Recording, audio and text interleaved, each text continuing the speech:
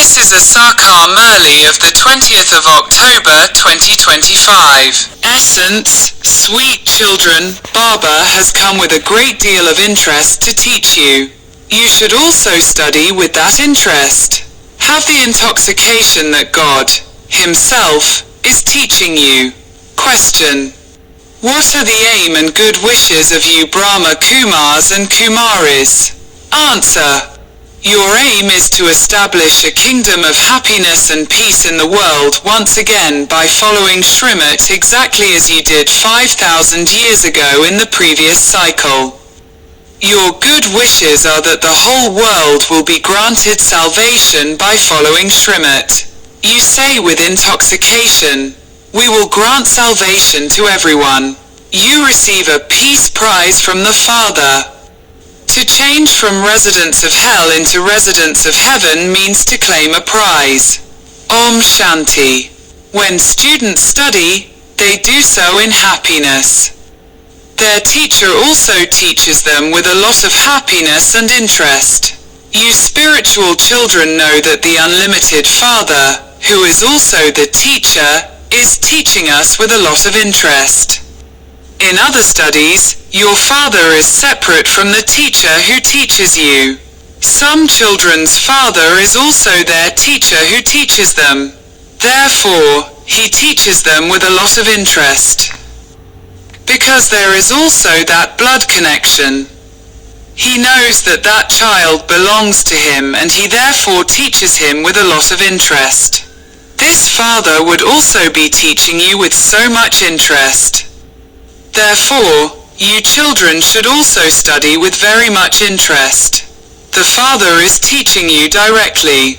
He only comes once to teach you. You children should have a lot of interest because Baba, God, is teaching you.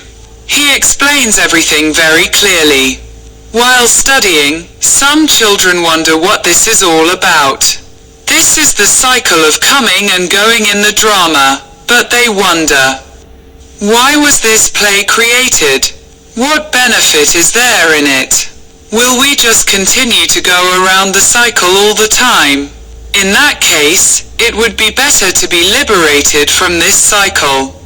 When they see that they have to continue to go around this cycle of 84 births, they have such thoughts as, why did God create such a play that no one can be liberated from the cycle of coming and going? It would be better to receive eternal liberation, moksha. Many children have such thoughts. They want to be liberated from this coming and going, from happiness and sorrow. The Father says, that can never happen. It is useless to try to attain eternal liberation. The Father has explained that not a single soul can be liberated from his part. An imperishable part is recorded in each soul. Souls are eternal and imperishable. The actors are absolutely accurate. There cannot even be one soul more or one soul less. You children have all of this knowledge. No one can be liberated from playing his part in this drama, nor can anyone attain eternal liberation. Those of all religions have to come down, number-wise. The Father explains, this is a predestined and eternal drama. You say, Baba, we now know how we go around the cycle of 84 births. You also understand that those who come first must take 84 births. Those who come later would surely take fewer births. Here, you have to make effort.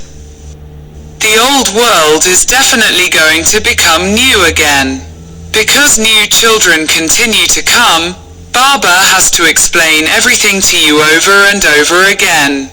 Who would teach them the previous lessons? Therefore, when the Father sees new children, he repeats the old points. All of this knowledge is in your intellects. You know how you have been playing your parts from the beginning. You know accurately how you come down, number-wise, and how many births you take. The Father comes at this time to tell you things of this knowledge. In the Golden Age, you have the reward. It is only at this time that this is explained to you. The term, Manmanabhav, is written at the beginning and at the end of the Gita. You are being educated so that you can claim a status. You are now making effort to become kings. It has been explained how those of other religions also come down, number-wise. Everyone has to follow the founder of his religion. There is no question of a kingdom. It is just the scripture, the Gita, that has been praised a great deal. It is in Bharat that the Father comes and speaks it and grants everyone salvation. After the founders of religions have died, huge pilgrimage places are built to them. In fact, Bharat, where the unlimited Father comes, is everyone's pilgrimage place. The Father entered Bharat and granted everyone salvation. He says, "You call me the liberator and the guide.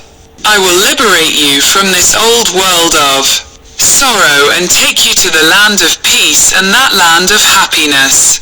You children know that Baba will take us to the land of peace, and then the land of happiness, and that everyone else will go to the land of peace. The Father comes and liberates you from sorrow. Neither does he take birth nor does he die.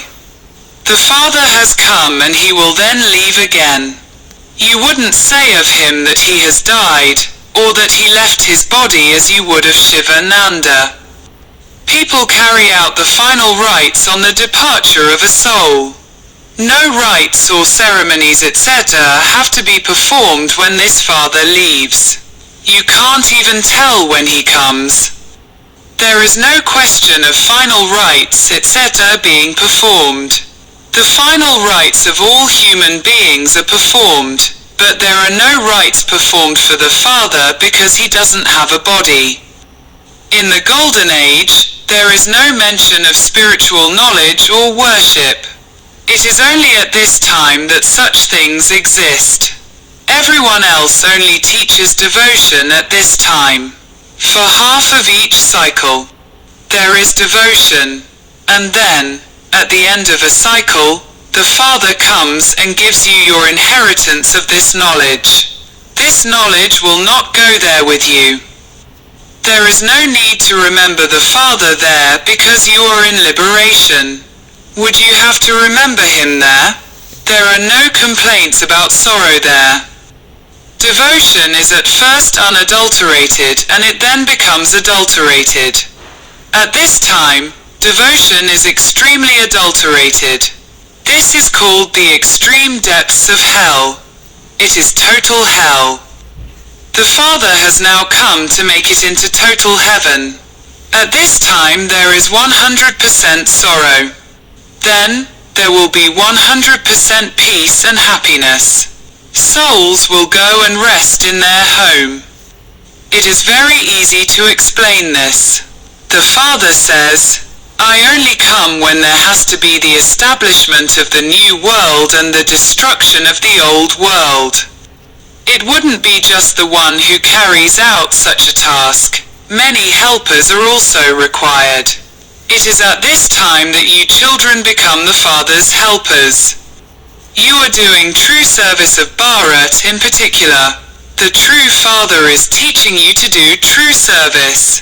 You benefit yourselves, Bharat and the whole world. Therefore, you should be doing this with a great deal of interest. Baba grants everyone salvation with so much interest. Everyone now definitely still has to receive salvation. This is pure pride. Good wishes. You are doing true service, but in an incognito way. A soul does everything through a body. Many people ask you what the aim of the Brahma Kumaris is. Tell them. The aim of the Brahma Kumaris is to establish the golden-aged self-sovereignty of peace and happiness throughout the whole world.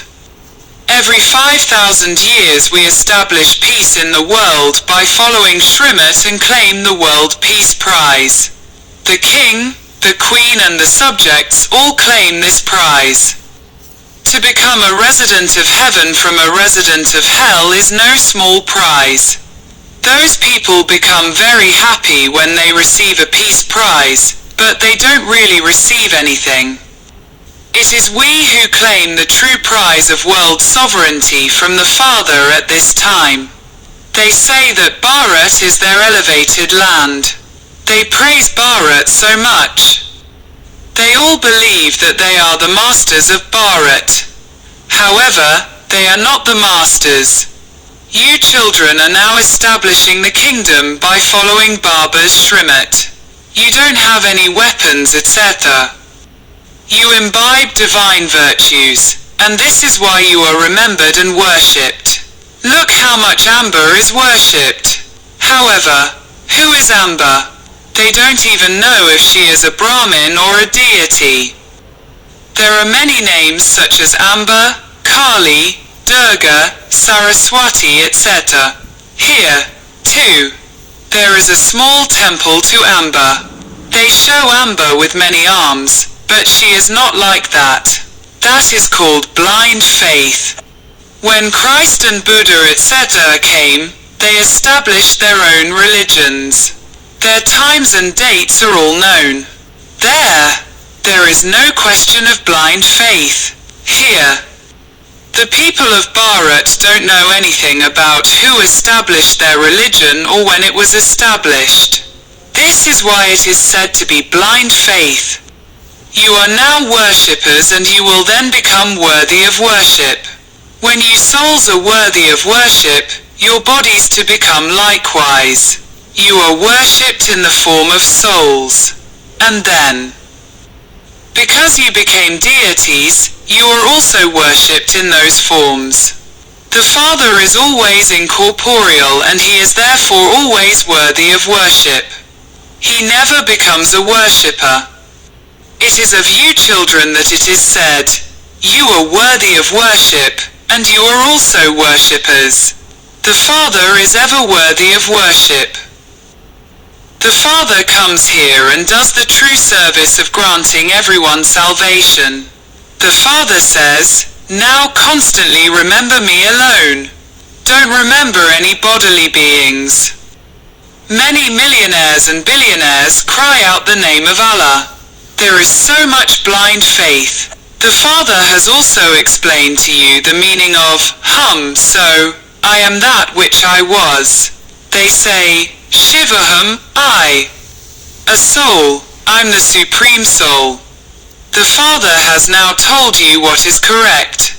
Therefore, now judge for yourselves whether the things you have heard on the path of devotion are right, or whether the things Baba is telling you are right. Their explanation of, so, is very long and complicated. We are Brahmins and we then become deities, warriors. So which meaning of, so, is right? This is how I, a soul, go around the cycle. There is also the picture of the variety form image. They have neither shown the Brahmins, the top knot, in this picture, nor even shown the Father. Where did deities come from? How were they created? In the Iron Age, there is the Shudra clan. Therefore, how could the deity clan suddenly come into existence in the Golden Age? They don't understand anything. People are trapped so much on the path of devotion. Someone studied the Granth and had the thought of building a temple. Therefore, he did that and just sat there and related the Granth. Many people go there and many become followers. But there is no benefit in that. Many shops have emerged. All of those shops will now be destroyed. All of that business exists on the path of devotion, and they earn plenty of money by doing that. Sannyasis say that they are Brahm yogis. yogis who have yoga with the Brahm element. Just as the people of Bharat originally belonged to the deity religion, but say that they belong to the Hindu religion, in the same way, Brahm is the element of light where souls reside, but sannyasis have then given themselves the name. The ones who have knowledge of the Brahm element. However, the Brahm element is the place of residence for souls. Therefore, the Father explains how they have made such a huge mistake. All of that is their illusion. I have come to remove all of their illusions. On the path of devotion, they say, "Oh God, your ways and means of granting liberation and giving directions are completely unique. No one else can grant liberation." However, they receive directions from so many. The directions you receive here perform such a great wonder. These directions completely change the whole world. The intellects of you children now understand how so many religions come into existence. Later, souls will go and reside in their own sections. All of this is fixed in the drama. You children also know that only the one Father is the bestower of divine visions.